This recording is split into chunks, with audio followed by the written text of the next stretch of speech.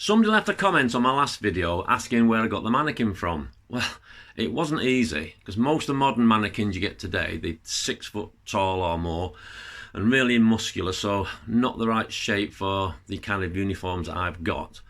I did eventually find this one. It was made of plastic. It's had a 28-inch waist, so I thought that would pretty much fit most of the trousers, and the chest wasn't too big, but there were still lots of problems with it. I did have to alter it quite a lot.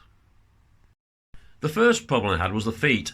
They were far too big for all the boots I had, so at first I just cut the toes off and sliced a little bit off the side of the foot, and that was okay for most until I got the uniform for a ceremonial household cavalry, and the boots on those, they're really thick leather. There's no giving them at all, so I had to cut nearly all the foot off to make them fit.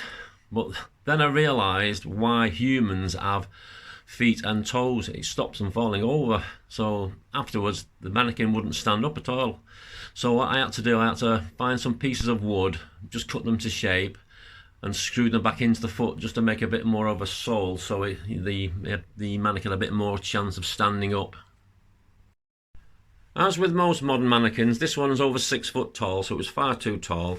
So what I decided to do was I cut out a 4-inch wide band all around the stomach, then put the two pieces back together again, and luckily they did slot into each other. And then I riveted some strips of aluminium across the joint to hold it secure. And then that black tape, that's just there to stop the rivets and the metal ripping the uniforms. And the arms, they were really muscular as well, and they didn't articulate at all. So I managed to find these second-hand wooden ones on eBay. The elbows and the hands and the fingers, they all move. But even these, on the hands, the thumb and the first finger don't open very wide, so they can't really grip anything. So what I've done, I've had to take the thumbs off, and I leave those off most of the time. Another problem I had with the arms, they wouldn't fit onto the mannequin.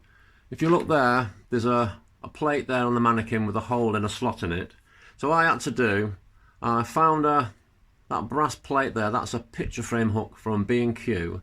I drilled a hole in it, put a nut and bolt through, tightened the nut up, then I put a second nut on, but left a gap. And what you do, you just put that into there, and it slots into place and won't fall off. And what I normally do is, when I usually dress up the mannequin, put all the equipment on, and then put the arms on last. It just seems to be better that way. They get in the way otherwise. And then the head, oh dear, that was massive. So I cut that off, and I found this polystyrene head. It's a size 56, I think. Then I had to shape round the neck so it would fit into the hole in the mannequin. Then I put some fill around and then painted it. And it seems to do the job okay. Another thing I had to make was this metal stand. Metal plate there and a metal pole, and that goes up just past the waist. And what I do, there's some string attached to the pole, and I just attach that to some part of the equipment on the mannequin. It just stops the mannequin falling over while I'm filming it. But that's okay when I'm filming from the front, because it's hidden away at the back.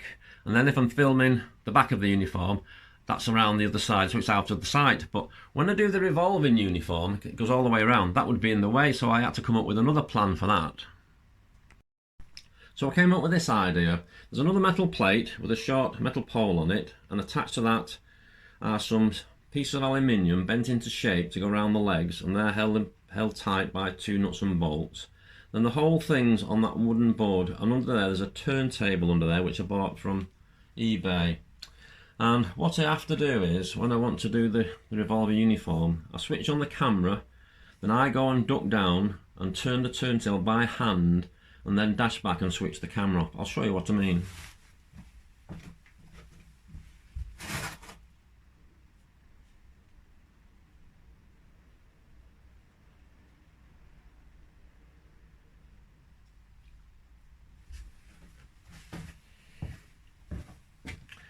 And then when that's done, I got a friend of mine called Chris. He comes along and does all the editing for me. I do all the filming, set up the uniforms, the mannequins, and then I give all the film to him, and he cuts all the bits out that I don't, like me ducking down and all the rest of it. And he also puts on the sound effects for me. He finds the sound effects and puts them on. So without him, really, I couldn't do these videos. He's a big help to me, so it's a big shout out to Chris. So next time you watch one of my videos, you can maybe understand all the work that goes into making them.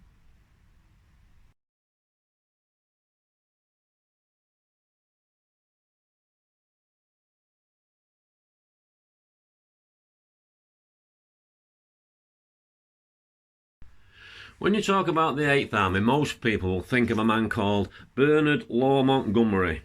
In July 1942, he was a Lieutenant General at the time, and he was given command of the 8th Army in Africa. And like Rommel, Montgomery had been served in the First World War. Most generals and leaders at that time had served in the First World War. But Montgomery, he was seriously wounded in the First Battle of Ypres in 1914. He was shot in the lung by a German sniper, and in the field hospital they thought he was going to die. They even had a grave dug for him ready, but somehow miraculously he recovered. And as you say, the rest is history. Imagine if he'd have died that day, you know, that strange quirk of fate, how different things would have been. And he's also remembered for the Battle of El Alamein in Egypt. That started on the night of the 24th of October 1942, but previous to that, for 2 weeks before, Montgomery had spent a lot of time training his men and building up supplies. And then on that night, under cover of a barrage of 600 guns, that must have been one of the biggest artillery barrages since the First World War, the battle began, and after 10 days the German lines were broken, and that's brought an end to Rommel's campaign in North Africa, really. Out in the desert, the British just wore standard leather boots, but they would wear short puttees around their ankles. That was to stop sand getting into the boots. And they were armed with First World War SMLE rifles, just from the First World War. Then the shorts they were first used out in India. There was different types. Some were called Bombay Bloomers. And if you look at the top there, you just see underneath the ammunition belt, there are some straps there with buckles on. They're to adjust the waist and fasten it at the waist. The shirt was another item first worn out in India. It was made from a special material called Airtex. It was supposed to be breathable to make it cooler for the men to wear. And then, although they were equipped with First World War weapons, the webbing kit they had was modern and up to date. This is the 1937 pattern. The two large basic pouches there, they're known by most collectors as Bren pouches. That's because the original intention was one of the pouches was to carry spare magazines for the section's Bren gun, and then the other pouch was for the soldier's own use. And those pouches like that, the basic style of those pouches carried on right up till 1990, right through the 1944 pattern and the 1958 pattern. They changed colours, so they were green later on, and the fastenings were slightly different, but the basic shape was the same right up till 1990.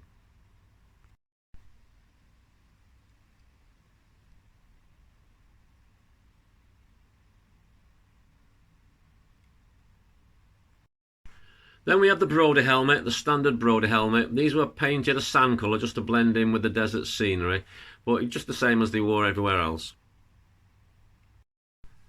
This helmet has its original paint, but as you can see on the back there's 3 holes. You see them as they're coming round.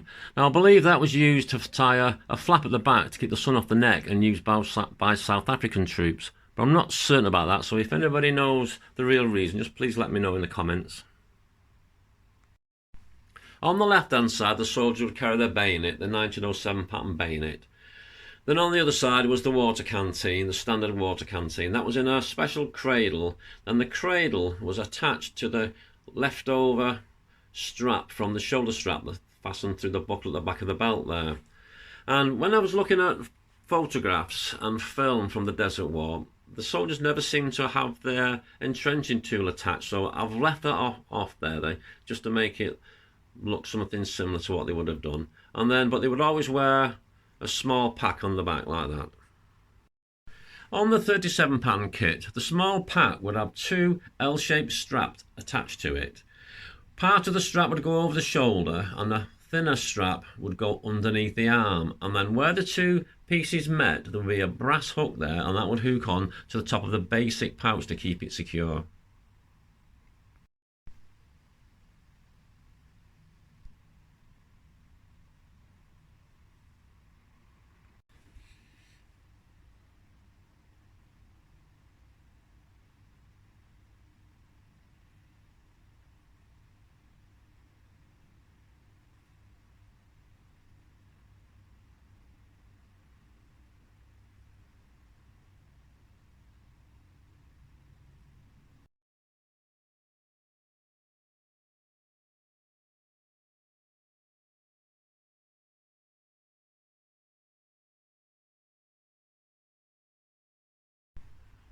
The German Afrika Korps fought in North Africa during the Second World War.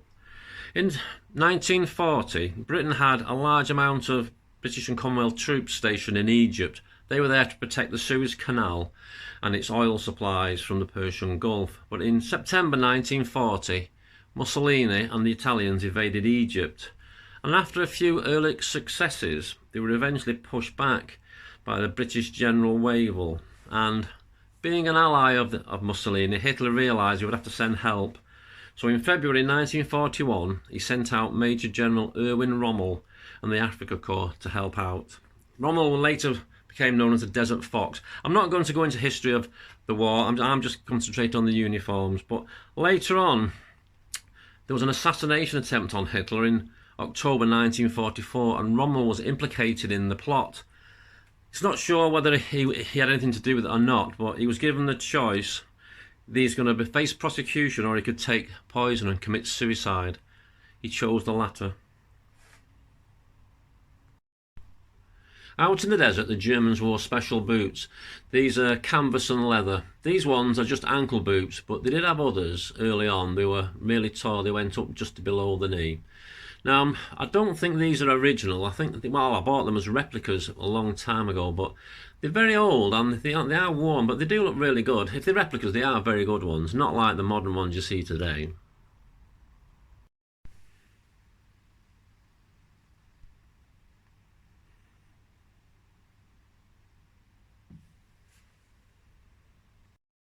The tunic and the trousers are made of cotton in olive green. This tunic is a second pattern. You can tell that because it doesn't have any pleats on the pockets. But even after the Africa campaign finished, these uniforms were still worn right up to the end of the war in Italy and Greece. Now, if you look at the belt and the shoulder straps, out in the desert they were made of cotton webbing, unlike the army in Europe were wearing leather. And the belt on this one, if you look closely, it has a green tinge to the colour, to the cotton webbing. That shows it's an early model. The later ones are more of a sand colour, and it's even got most of its original paintwork on the metal buckle as well. And the ammunition pouches, I have read that the Afrika Korps, the pouches were brown, along with the Luftwaffe as well. Theirs were brown. The rest of the army was in black. But I'm not sure whether that's true or not, but that's what I read at one time, but I can't find the book anymore. And then if you look just above on the right breast pocket there's the breast eagle, and then you have the collar tabs as well.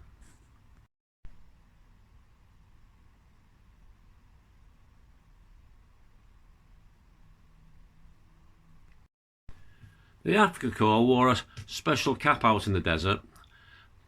Quite rare now and very collectible. I got this one on eBay recently, and the chap wasn't sure whether it's original or not. It does look it to me. The eagle badge on the front, that's not original, that's been sewn on, like you can see that, but the cockade badge, that looks originally sewn on, and there's some markings inside. You know, it looks original to me, but I'm not too sure. I'm going to have to take it down to a reputable dealer and just see what he thinks. But what I paid for it, it was a fraction of the price of an original one, but expensive for a replica, but it's a very good replica, so I'm very pleased with it. This is a close-up of the cap. Like I say, I'm not sure whether it's original or not. If you look inside, it's got wear there, and then there's some markings and dates there, and it's got the red line as it should have. So I'm not sure. I'll have to see somebody a bit more experienced than me to see if that's real or not.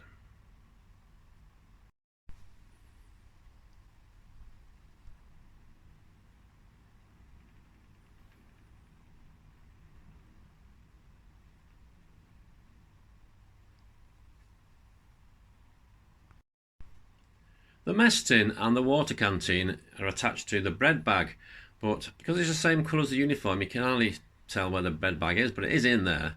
Now, the water canteen, that's a special one for the Afrika Korps. It had a special small cup, and the mess tin on this, that's actually dated 1937.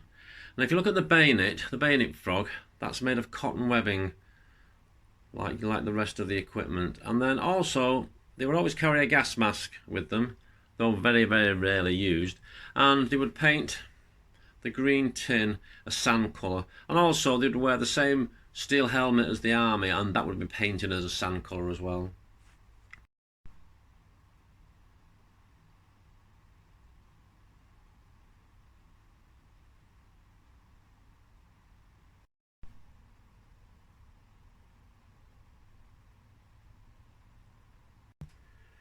bought this gas mask and case on an online auction, and when I got it, it was somebody painted it in grey. You can see there I'm not quite finished, so what I've done, I've scraped off all the paint as much as I can. I'm not quite finished, there's bits left there, but I think that's the original Afrika Korps full of paint, because when you look inside as well,